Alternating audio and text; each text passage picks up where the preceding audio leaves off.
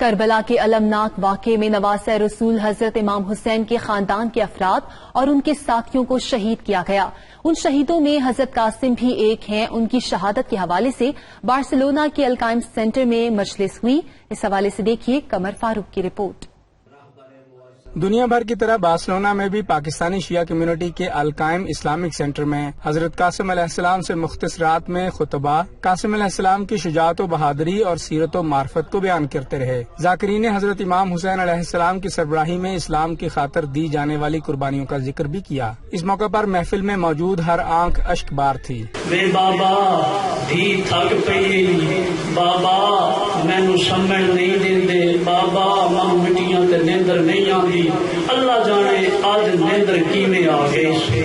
اس مجلس میں کربلا کے المناک واقعات کو یاد کرنے اور خاندان رسالت صلی اللہ علیہ وآلہ وسلم پر ڈھائے جانے والے افسوسناک مظالم پر غم و حزن کے اظہار کے لیے ذاکرین نے پرسوز آواز میں پرسہ دیا۔ ذکر کی محفل کے بعد شہزادہ قاسم ابن حسن کی یاد میں مہندی کی زیارت برآمد کی گئی۔ اس موقع پر شرکاء ماتم بھی کرتے رہے۔ دنیا نیوز سے گفتگو کرتے ہوئے مولانا علی کاظم، سید سعید شاہ، سید آصف حسین ترمذی اور طاہر عظیم نے کربلا کے شہیدوں کی عظمت کو خراج عقیدت پیش کیا۔ اس مجلس میں ہمارے اہل سنت دوستوں نے بھی بھرپور شرکت کی اور انہوں نے آج پیغام دے دیا کہ حسین کسی ایک فرقے کا نہیں، کسی ایک مذہب کا نہیں، کسی ایک مسلک کا نہیں، اور کائنات میں جہاں جہاں بھی انسانیت سے منسلک لوگ ہیں وہ کریم کربلا کی یاد ان دنوں میں مناتے ہیں۔ آؤ اس در پہ کہ یہ در حسین ہے، یہ در مرتضیٰ ہے، یہ در مصطفیٰ ہے اور یہی در خدا ہے۔ ان کی شہادت کا درس یہی ہے کہ حق کے لیے